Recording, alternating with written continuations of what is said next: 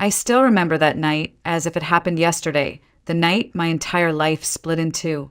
I was supposed to be on call at the hospital until dawn.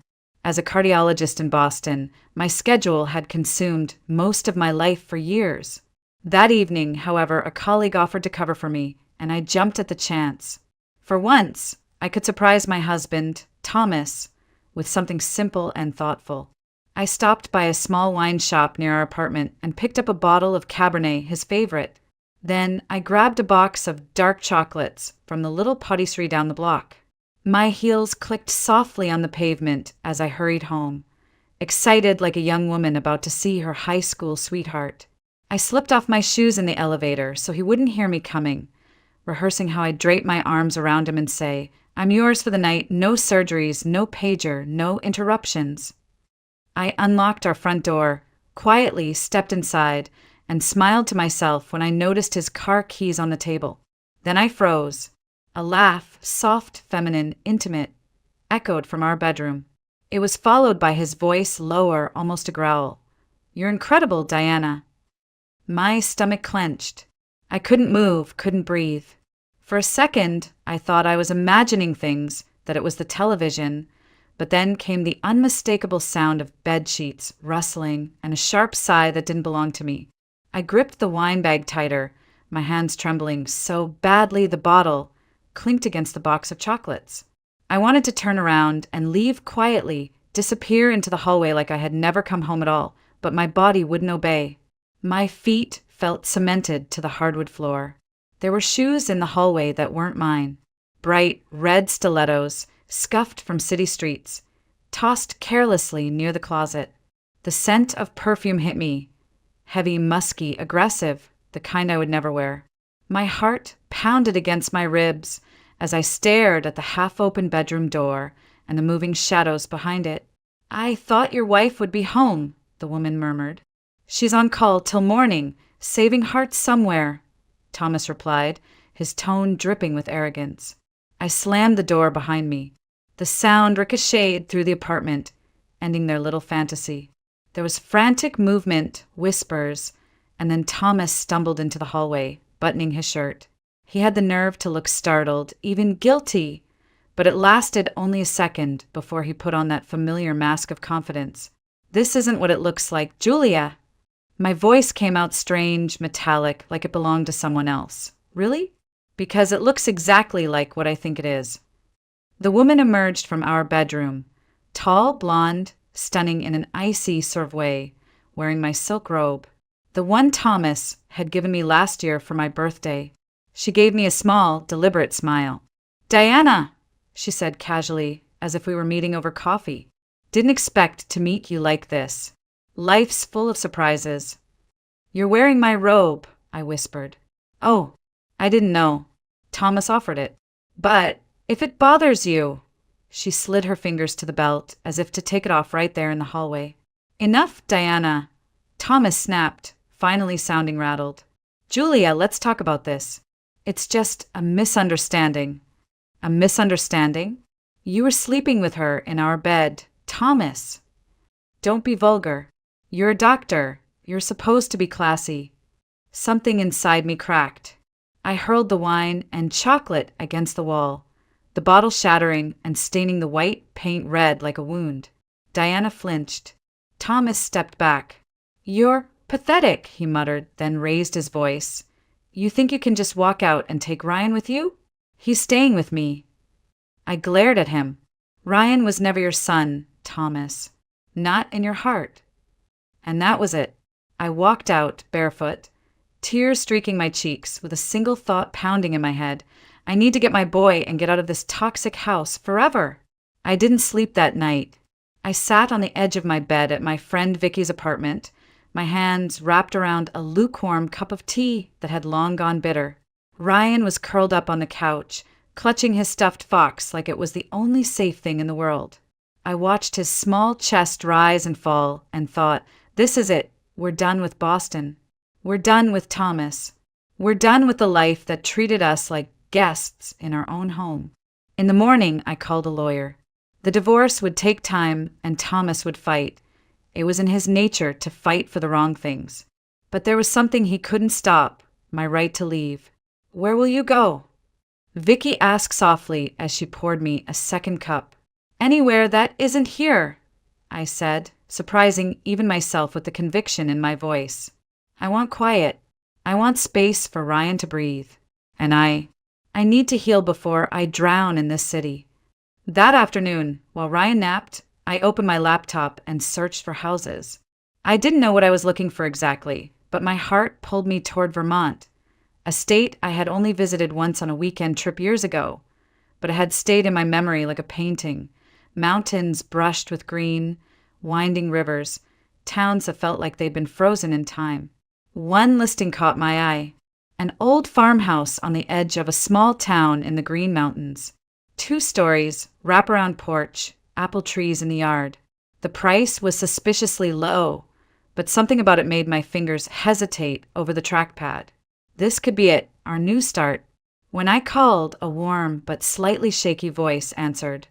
Walter Finch speaking. He was the owner of the house. He explained, almost apologetically, that he was an old man living alone, and he had been diagnosed with late-stage lung cancer. He wanted to sell the house but remain there until the end. His voice cracked when he said it. "It's the only home I have left." "I understand," I said quietly. And I did. 2 days later, Ryan and I packed everything we could fit into my old SUV. He sat in the back seat with his Fox and a notebook he'd started drawing in. "Are we going on vacation, Mom?" "No," I smiled at him in the rearview mirror. "We're going somewhere better. Somewhere we can call home." The drive was long, but something inside me loosened with every mile we put between US and Boston. The skyline shrank, then disappeared, replaced by rolling hills and fields dotted with barns. Ryan stared out the window, wide-eyed, like he was watching the world change colors. "Look, Mom, a covered bridge," he exclaimed as we crossed into Vermont. "It looks like something out of a storybook." "Maybe it is a storybook," I whispered to myself, hands gripping the steering wheel, feeling the weight of our old life finally slipping away. We arrived in the late afternoon. The farmhouse stood just as the pictures had shown, old but dignified, with white paint weathered by time and a porch swing that creaked in the wind. Walter Finch waited for us on the porch. He was tall but slightly stooped, his white hair combed neatly, his clothes simple but clean. There was something about his posture, proud despite his illness, that made me pause. "You must be Dr. Summers," he said, extending a hand with surprising strength. "And this must be young Ryan. Welcome to Finch House." Ryan smiled shyly and held my leg, whispering, "He looks like Grandpa from my book." I smiled back at Walter. "Thank you for having us." And in that moment, I knew we might have just stepped into the place where everything would change. The house creaked like it was breathing, each sound carrying decades of memories that didn't belong to me yet. When Walter pushed open the door, a wave of scent washed over us, aged wood, dried herbs, and something faintly sweet, like apples baked long ago. Ryan stepped inside cautiously, his sneakers squeaking on the hardwood floor. "Wow," he whispered, tilting his head back at the soaring ceiling beams. "It's like a museum, Mom." Walter chuckled softly. "Well, it's not quite a museum, but it's been in my family since 1889. My great-grandfather built it. Every scratch and every nail has a story." I followed him through the rooms. The living room was lined with built-in shelves overflowing with books. Not just ordinary books, leather-bound volumes with golden titles that gleamed in the afternoon light. One corner held a large, antique globe, its surface worn and smooth from use. In the kitchen, a cast-iron stove sat proudly like a relic, and the smell of wood polish lingered. Upstairs, Walter showed me a small room with a view of the orchard behind the house. "This can be Ryan's," he said. My son clutched the windowsill, peering out at rows of apple trees bending under the late autumn chill. "I love it," Ryan said simply, which surprised me. He wasn't one to warm up to new places easily, but something about this house, or maybe Walter himself, seemed to settle his nerves. After the tour, Walter led us to the porch, where a pair of wooden chairs rocked gently in the breeze. He took a seat, his movements deliberate but graceful despite his age. "I'll be honest with you, Dr. Summers, Julia," he corrected himself with a smile. "When I put this place up for sale, I didn't expect someone like you to show up. I figured some developer would turn it into rental cabins or worse, bulldoze it for a gas station. But you're here with a kid and eyes that look like you're carrying too much weight for one lifetime." I lowered myself into the chair next to him. I needed a change. Boston, it became too loud, too painful. He nodded as if he understood perfectly, even though I hadn't told him a single detail. "Pain has a way of clinging to cities," he said. "Out here, it's quieter. Gives your heart space to heal." Ryan had already wandered down to the orchard, his little fox animal stuffed in one pocket as he inspected each tree like a tiny botanist. Walter leaned closer. "He'll like it here. Kids need space to breathe, to run, to just be kids." For the first time in weeks, I felt something in my chest unclench. "Thank you for letting us stay here, Walter. I know it's unusual, buying a home, but letting you stay in it. But I don't mind. Honestly, I think we need each other." Walter's eyes softened. "We do," he said quietly. "I don't have anyone left. My son died 10 years ago. My wife long before that. And the doctors say my time is short. But don't you worry, I'm not the type to go kicking and screaming. I just didn't want this house to die with me." His words hung in the air. I wanted to tell him I was a cardiologist and that I could handle serious illnesses. But I didn't. Instead, I simply placed my hand gently on the arm of his chair. "Then let's keep it alive together," I said. He smiled, and for a fleeting moment, I saw the man he must have been decades ago, strong, proud, and deeply rooted. That evening, I cooked dinner in my new kitchen while Ryan explored every corner of the yard. Walter sat at the table, reading aloud a passage from one of his old books about Vermont's history. His voice filled the room with warmth, and I realized I hadn't felt this kind of peace in years, maybe ever. The first morning in that house, I woke to silence, a silence so complete it almost startled me. No horns, no sirens, no neighbors arguing through thin walls. Just the distant chirping of birds and the low creak of the old farmhouse settling with the sun. Ryan was already outside, crouched in the orchard, studying something with his usual curiosity. I stepped onto the porch with my coffee and saw Walter standing nearby, his hands in the pockets of his wool vest, looking at my son with a faint smile. "He's a curious one," Walter said. "That's good.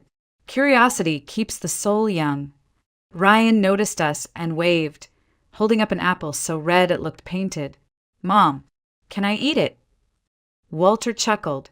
"Go ahead, son. Just wipe it on your sleeve first." Old farmer's trick. That was how our new life began. Slow mornings, simple joys. I started working at the town's small medical center, a single-story building with fewer resources than Boston, but filled with people who genuinely cared about their patients. The nurses welcomed me with polite curiosity, and by the end of the first week, I'd already been invited to a Friday night potluck. Ryan adjusted faster than I expected. The local school was small, just 2 classrooms for elementary grades, but he came home with muddy shoes and stories about his new friends, including a boy named Liam who lived on a farm nearby. For a child who had once been shy and withdrawn, he was blooming. Even Walter seemed to be changing. In the evenings, he'd sit by the fireplace and read to Ryan from his collection of old books, tales of explorers and scientists, men and women who had shaped the world with courage and vision. Ryan would sit cross-legged on the rug, soaking up every word while I watched from the kitchen, feeling something warm in my chest I hadn't felt in years. Safety. One Saturday, Walter invited us to help with his vegetable garden. "Just because I'm old doesn't mean I can't grow a decent tomato," he joked, handing Ryan a small spade. "But I could use some young energy out here." I had never gardened before. My life in Boston was all steel, glass, and deadlines, but there I was kneeling in the dirt, planting rows of beans under Walter's careful instructions. The earth smelled rich and alive. Ryan's laughter floated through the warm air, and Walter's voice, though occasionally interrupted by a cough, held a quiet strength. That evening, we sat on the porch, our hands still stained with soil, sipping lemonade while Walter told us stories of the town. He spoke of harvest festivals, of neighbors who would drop everything to help each other, of winters that brought people closer instead of driving them apart. Community, he said softly, that's what keeps us human. You lose that, you lose everything. His words hit me in a way I didn't expect. Boston had given me prestige, a career I was proud of, but I had been lonely there, even before Thomas's betrayal. I realized I had never truly felt like I belonged anywhere until now. When Ryan finally fell asleep that night, exhausted from digging and laughing, I found myself lingering in the kitchen, watching Walter as he polished one of his old pocket watches. He glanced up, smiling faintly. "You look lighter, Julia," he said. "Whatever you were carrying, it's starting to slip off your shoulders." I hesitated, then nodded. Maybe this place really is healing us. Walter looked out toward the orchard, where the last light of day was fading. This house has seen its share of pain and joy. It has a way of giving people what they need. For the first time in years, I believed him. It started with a sound, a low, wheezing cough from the next room while I was reviewing patient charts one evening. I had heard Walter cough before. He blamed it on old age and these Vermont winters that get into your bones. But this time it carried a rattle that made me set down my pen. "Walter!" I called softly, stepping into the living room. He was sitting in his favorite chair near the fireplace, clutching his chest as if steadying himself. "You okay?" He waved a hand as though brushing away my concern. "Just the usual. Don't fuss over me, Dr. Summers." But I did fuss. It's impossible not to when you've spent your life saving hearts and lungs. I sat down across from him. "You said before you had late-stage lung cancer. May I see your medical records? I know it's personal, but if I'm living here with Ryan, I need to understand what we're dealing with." Walter hesitated, then gave a small nod. "They're in the roll-top desk. Diagnosis was made by Dr. Alan Monroe, head of internal medicine at our local clinic. Good man, well respected." I didn't answer, but my instincts prickled. I'd already met Dr. Monroe, smooth-talking, with that fixed politician smile, and something about him had unsettled me. Still, I flipped through Walter's file. The x-rays were blurred, not the high-resolution scans I was used to, and the notes were oddly vague. No biopsy results, no clear staging, just a bold statement. Probable terminal carcinoma. "Did they ever do a tissue sample?" I asked. "No," he said, "it wasn't necessary at my age. He told me to settle my affairs, so I put the house up for sale." I sat back, staring at those words. Settle my affairs. That phrase wasn't medicine, it was manipulation. That night, after Walter went to bed, I quietly scanned the documents and sent them to an old colleague in Boston, a thoracic specialist I trusted with my own life. I kept it simple. Second opinion needed. Something doesn't feel right. A week passed before I got the call. "Julia, this isn't lung cancer," my colleague said, his tone almost irritated at the original diagnosis. "It's chronic bronchitis with some emphysema changes, common for his age and history. Treatable, manageable. But terminal? Absolutely not." I sat on the porch steps after the call, staring at the orchard where Ryan was chasing fireflies. Relief flooded me, quickly followed by anger. Someone had told Walter he was dying when he wasn't. Someone had made him believe he needed to sell his family home now. 2 days later, my suspicions hardened into certainty. I was leaving the clinic late, and as I passed Dr. Monroe's office, I heard voices. The door was ajar just enough. "She won't last long out here," Monroe said. "Single mother, no roots. She'll sell eventually." A second voice, smooth and unfamiliar, answered, "She'd better. That property is perfect for our resort plans. Keep the old man convinced he's living on borrowed time. We'll take care of the rest." resort plans, property, a fake terminal diagnosis. I backed away before they could see me, my heart pounding. My brain raced with questions. Who was that man? Why was Monroe involved? And what else were they planning? Later that evening, when Walter came in from the porch, I told him gently, "Walter, you don't have cancer. I sent your records to a specialist, someone I trust. You have chronic bronchitis, nothing more." He stared at me as if I'd spoken another language. "What are you saying, Julia? Zet Monroe liet?" "Yes," I whispered. "He lied to make you believe you were dying, to pressure you to sell your home." Walter sank into his chair, his face pale, eyes wet with confusion and anger. "This house, it's all I have left. Why would someone do that?" "Because this house is valuable to them in ways it's not to you right now. But we're going to fight this, Walter. You're not dying anytime soon, and you're not losing your home to people like that." That night, I tucked Ryan into bed and stood by the window, watching the orchard sway under the moonlight. I thought of Boston, a betrayal in my own marriage, and realized this wasn't just about Walter. It was about people like me, people who'd been told they didn't matter, who'd been tricked into giving up pieces of themselves. And I decided not this time. I thought I had left Thomas behind, left all the bitterness of Boston in my rearview mirror. But betrayal has a way of following you, even when you think you've outrun it. It started with an envelope in the mailbox, no return address, just my name written in Thomas's perfect, cold handwriting. Inside were divorce papers and what he called a generous settlement offer. He wanted to transfer 51% of his company to me as part of the separation. At first, I almost laughed. Thomas generous? Never. Then I felt something darker settle in my stomach. That evening, after Ryan had gone to bed and Walter was reading by the fire, I called an old acquaintance, a corporate attorney named Paul Dobson, who lived 2 towns over. He was a quiet man with sharp eyes and a sharper mind. I emailed him the documents, and by morning he called me back. "Julia, this isn't generosity," he said flatly. "This is a trap.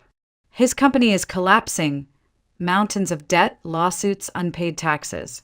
If you sign this, you'll be the majority owner, legally responsible for everything when it crashes." I stared at the kitchen counter, my knuckles white against the phone. "So, he's trying to ruin me financially?" "He's trying to make you desperate.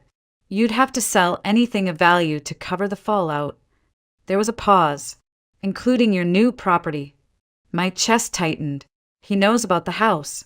He planned this. And then it hit me, Thomas and Dr. Monroe. Different worlds, different motives, but both circling the same thing. Finch House, a historic property with river access and potential development value. For Thomas, it was leverage. For Monroe and his mysterious partner, it was profit.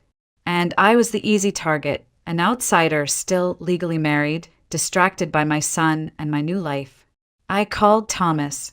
He answered on the second ring, voice dripping with faint charm. "Jules, I hoped you'd call. We can make this easy, you know. You sign, you keep the house, and everyone walks away happy." "Your company is bankrupt," I said coldly. "You're trying to dump your debts on me." He laughed, low and cruel. "Come on, Julia. You think you can play small-town doctor forever? Vermont won't save you. That place is a liability, not a home. Take the deal, sell that house, and we'll both move on." My voice shook, but not from fear. "I'm never signing your papers, Thomas. And I'm never selling this house." He chuckled again, the same way he used to when he thought he'd won an argument. "We'll see, Jules. We'll see." After I hung up, Walter looked up from his book, concern etched on his face. "Bad news." I sat beside him, staring into the flames. Worse than I thought. They're all connected, Walter. Monroe, that investor he was talking to, and now Thomas. They want this house. Walter's jaw tightened. "Over my dead body." Then with a bitter laugh, "That's what they were counting on, wasn't it?" "Yes," I whispered, "but they underestimated us." I didn't sleep much that night. Instead, I sat by the window, watching the orchard glow faintly under the porch light. Ryan stirred once, mumbling something about a school trip, then went back to sleep, peaceful and safe for now. In that stillness, I made a decision. I wouldn't just defend this house, I would fight back. I had spent my whole life saving hearts. Now I had to save my own life and Walter's too, from people who thrived on tearing others down. By morning, I had called Paul again and asked him to start digging into Monroe's connections. If they want war, I told him, we'll give them one, but we'll fight smart. Walter shuffled into the kitchen, clutching his mug of tea, and gave me a nod. He didn't ask what I'd been doing all night. He didn't need to. The following days blurred into a mix of strategy meetings and quiet determination. Paul, the lawyer, was better than I remembered, calm, efficient, and relentless. He dove into Monroe's financial records, uncovering a trail of bribes and suspicious land deals connected to his so-called resort development partner, a man named Richard Cole. Cole's been trying to buy up farmland all over this county. Paul explained one evening, tapping a thick stack of printed documents on my kitchen table. Your house, Walter's land. It's prime real estate for a luxury retreat. And Monroe? He's their inside man, steering medical diagnoses to push people out when they refuse to sell. Walter shook his head, his hands gripping the edge of the table. All these years, I thought Monroe was a decent man. I trusted him. His voice wavered. He told me I was dying, Julia, and I believed him. I placed my hand gently on his. He won't get away with it, Walter. We're going to make sure of that. The plan was simple but risky. Expose Monroe's false diagnosis and connect it directly to Cole's development scheme. I gathered statements from other patients, all elderly who had been told to settle their affairs for vague, terminal illnesses. Paul arranged for an independent medical review of Walter's case, and the results were conclusive. No cancer, no terminal condition. We brought everything to the town council. I expected resistance, maybe even dismissal. It's easy to ignore outsiders, but I underestimated the community. Word had already spread about what Monroe and Cole were doing. One by one, people came forward. A farmer who'd been pressured to sell, a widow who'd received a similarly questionable diagnosis, even one of Monroe's own nurses who admitted she'd seen unusual payments coming in from Cole's company. The council voted unanimously to suspend Monroe, pending a full investigation, and local law enforcement launched an inquiry into Cole's business. It all unraveled faster than I imagined. Once one thread was pulled, their whole plan came apart. Thomas, of course, didn't take it well. He called me the same night the story broke in the local paper. "What the hell did you do, Julia?" he barked into the phone. "You've made powerful enemies. Do you think this little town will protect you forever?" I let him rant, then cut him off with a calm, steady voice I'd barely recognized as my own. "I'm done letting you control me, Thomas. And I'm done being afraid of men who think they can take whatever they want. You can deal with your debts on your own. I'm not your shield anymore." The silence on the other end was sharp, almost satisfying. He hung up without another word. That weekend, something remarkable happened. The townsfolk showed up at Walter's orchard, neighbors I'd barely knew, bringing ladders and baskets. They spent the day harvesting apples, laughing, and talking about how this town would never again allow outsiders to manipulate them. Ryan ran between the trees, his laughter echoing like bells, while Walter supervised from the porch, tears glimmering in his eyes. "Never thought I'd see the day," Walter murmured, watching his yard full of people who cared. "This house isn't just wood and nails, Julia. It's life, and you brought it back." I smiled at him, feeling that same tightness in my chest, the one that had gripped me since Boston, finally loosen and dissolve. "No, Walter, we brought it back." That evening, after everyone had gone, Walter handed me something small and cold, a brass key heavy with age. "This was my father's. It's for the attic and for you. One day this house will be yours, Julia. You and Ryan have given it life again. Promise me you'll keep it safe." I closed my fingers around the key, overcome by emotion. I promise. For the first time in years, I didn't feel like I was just surviving. I felt like I was finally home and ready for whatever came next. The investigation into Monroe and Cole moved quickly once the council got involved. Within a month, Monroe had surrendered his medical license pending trial, and Cole's resort plans collapsed under the weight of financial fraud charges. My ex-husband Thomas? He quietly withdrew his generous offer and sold off what was left of his company, finally facing the debts he had tried to dump on me. For the first time since leaving Boston, I could breathe without waiting for the next blow to land. But the biggest change wasn't in courtrooms or council meetings. It was inside our own walls. The farmhouse didn't feel like someone else's history anymore. It felt like ours. Ryan decorated his room with sketches of apple trees and taped his first ever perfect spelling test on the fridge. He ran with the other kids from school through fields until the sun dipped behind the mountains, his laughter ringing out like he had been born here. Walter, he changed the most. Free from the shadow of a death sentence, he approached every day differently, like he'd been given a second chance. He started physical therapy, cutting back on cigarettes and following a treatment plan I built for him myself. He even reconnected with his estranged younger sister after 20 years of silence. The night she visited for the first time, Walter cried openly at the table, clutching her hands as if afraid she might disappear. One crisp autumn afternoon, Walter surprised us with an announcement. "We're having a gathering this weekend," he said, eyes twinkling behind his glasses. "Neighbors, friends, anyone who helped save this place. A proper thank you." By Saturday, the orchard was alive with people. Tables were set up under the trees, heavy with homemade pies, cider, and roasted vegetables from local farms. Someone strung lanterns between the branches, glowing softly as evening fell. Ryan chased Liam and the other kids between the trees, their laughter weaving through the music of a fiddle player who'd shown up, just because it felt right. Walter stood on the porch, leaning on his cane, and raised his voice. "This house has stood for over 100 years. I thought its story was ending, but thanks to Julia and Ryan, thanks to all of you, it's just beginning again." Everyone clapped, and my cheeks warmed. I wasn't used to being celebrated. I'd spent most of my life behind hospital doors, where success meant quiet, efficient victories, but this was different. This was family. Later that night, after the last guest left and Ryan finally fell asleep clutching a caramel apple in one sticky hand, Walter and I sat on the porch swing. The orchard glowed under the moon, and the smell of cider lingered in the cool air.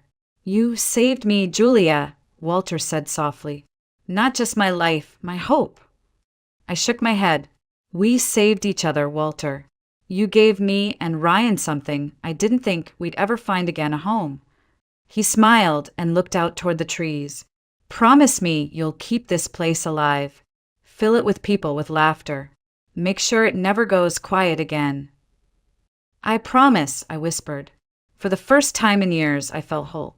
I thought about Boston, about betrayal and brokenness, and realized that leaving hadn't been an ending. It had been the doorway to everything I truly needed.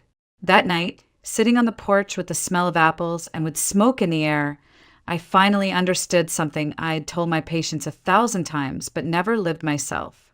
Sometimes a broken heart isn't the end of your life, it's the start of your healing. And for us, it was the start of everything.